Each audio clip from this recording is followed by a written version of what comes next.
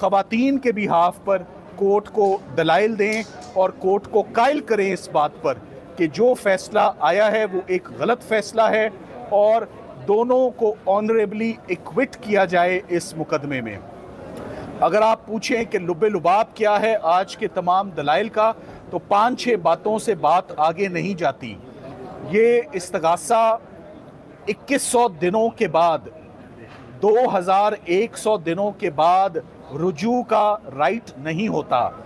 हमारे मज़हब, हमारी सोसाइटी में 3 तलाक़ें लिखी हुई ठंडे मीठे पेन के साथ फाइनलिटी अटेन करती हैं और वो फाइनल कंसिडर की जाती हैं, उसमें रुजू का राइट या गुंजाइश नहीं बचती।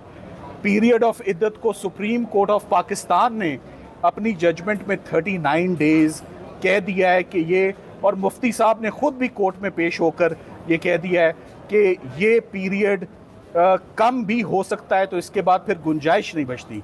सबसे बड़ा जो ब्लो इस्तगासे को जाता है खावर मानेका साहब के केस को, कि पूरे का पूरा केस एक डिवोर्स सर्टिफिकेट से दिन गिने जा रहे हैं, और जो दिन गिने जा रहे हैं उसके ऊपर जो तारीख़ लिखी हुई है वो डेट भी और वो महीना भी, उसके ऊपर टेम्परिंग है, उसके ऊपर इंटरपोलेशन है, उसके ऊपर फजिंग है। वो डॉक्यूमेंट एक अनसेफ डॉक्यूमेंट है और एक क्वेश्चनेबल डॉक्यूमेंट है। सो जो तलाक की तारीख ही डाउटफुल हो गई तो पूरे का पूरा केस डाउटफुल हो गया। ये जज साहब ने खुद भी फरमाया कि 40 मिनट से ऊपर का केस नहीं है। ये तो फैसला आएगा तो हमें पता लगेगा कि इससे मुस्तफ़ीद कौन होता है, इससे डिफेंस होती है या इससे सरकार मुस्तफ़ीद होती है। मगर हमें ये याद है कि ये 3 दिन में किया गया ये वही ट्रायल है जो तोशा खाना और साइफ़र के साथ रात 11 बजे तक जिसकी प्रोसीडिंग्स आईं, और 1, 2 और 3 फरवरी को ये ट्रायल कंक्लूड हो गया।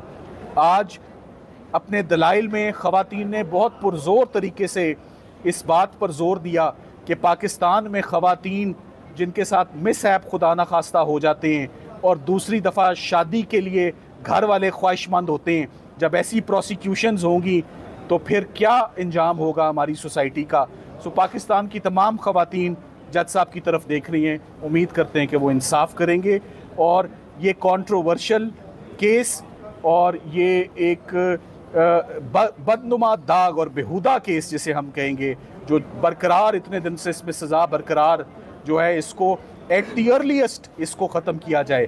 क्योंकि आपके ये एक्विजिशंस किसी भी खातून पर हों, मगर इस केस में प्राइम मिनिस्टर लेवल तक, प्राइम मिनिस्टर हाउस पर आपके ये एक्विजिशंस जा रहे हैं। बिलो द बेल्ट ये बातें, नामुनासिब बातें, ये केसेस कभी अदालतों में आने ही नहीं चाहिए। पब्लिक की इसमें रिजेंटमेंट है, पब्लिक का इसमें डिसअप्रूवल है, पब्लिक का डिस्गस्ट है कि ये मुकदमा कभी चलना ही नहीं चाहिए था। उम्मीद करते हैं इसमें क्विटल होगा। सर ये बताइएगा कि आप जो वकील मुखालिफ से सवाल उठाए जज साहब ने, 3 से 4 सवाल उठाए, उसमें कितनी बड़ी जान है? वो बड़े जानदार सवाल हैं, हमारे पॉइंट्स भी बड़े जानदार हैं। फौजदारी का मुकदमा किसी एक नुक्ते पर भी बरी करने के लिए काफ़ी होता है। हमारे पास 7 से 8 बड़े ज़बरदस्त पॉइंट्स हैं।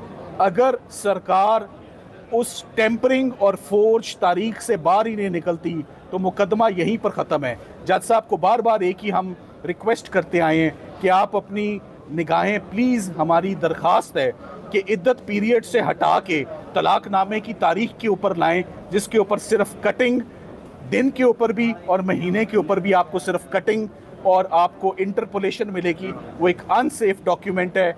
और खावर मानेका साहब आज़म खान साहब की तरह अगवा हुए, अगवा होने के बाद जिसे वो टिपिकली अगवा बराए बयान कहते हैं, उनका इस केस में शामिल होना, शमूलियत इख्तियार करना, ओन चौधरी साहब का साथ देना, जो कि ओन चौधरी साहब ने अपनी शहादत में एडमिट किया है कि मैं खान साहब के मुखालिफ कैंप में हूँ और मेरे और उनके अब सियासी इख्तलाफात हैं। किसी ऐसे गवाह और उसकी गवाही पर इन्हिसार करना विदाउट करॉबरेशन, जो ख़ुद अपने मुँह से माने कि हमारे अब इख्तलाफात और डिफरेंसेस हैं, ये कन्विक्शन बिल्कुल बिल्कुल सेफ नहीं है। इसका एक ही अंजाम होगा, acquittal, pure and simple. Thank you very much. अच्छा, गुज़श्ता रोज हावर मलिका ने प्रेस कॉन्फ्रेंस किया है। हावर मलिका ने प्रेस कॉन्फ्रेंस किया, वो ये कह रहे थे कि 39 दिन कहीं भी नहीं है। वो एक ऑडियो भी सुना रहे थे, वो कह रहे थे कि मेरे साथ ज्यादती हुई है। बार बार इस बात के ऊपर वो फोकस कर रहे थे कि 39 दिन नहीं है। देखिए, आप ये फैसला मैं आपको दोबारा एक बात बता रहा हूँ।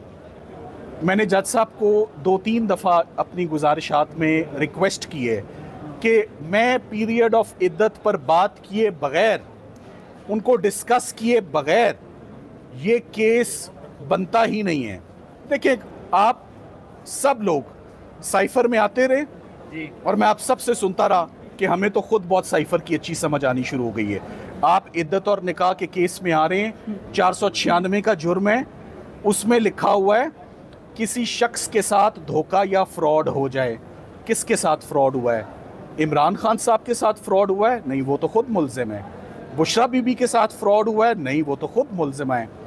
तो फ्रॉड किसने किसके साथ किया है? खावर मानेका साहब के साथ अगर फ्रॉड हुआ है कि वो रुजू नहीं कर सके, तो सिविल कोर्ट्स के दरवाजे 6 साल के लिए बंद नहीं थे कि वो जाके रुजू की दरख्वास्त ना डाल सकते। और 6 साल के बाद जो अदालतों में आता है और इतने डाउटफुल केस के साथ आता है, उसको अदालतें इंटरटेन नहीं करती। उनके केसेस जो हैं वो इक्विटल में रिजल्ट करते हैं, और ये इंशाल्लाह इस केस में होगा। नो मोर क्वेश्चंस, बस। Thank you.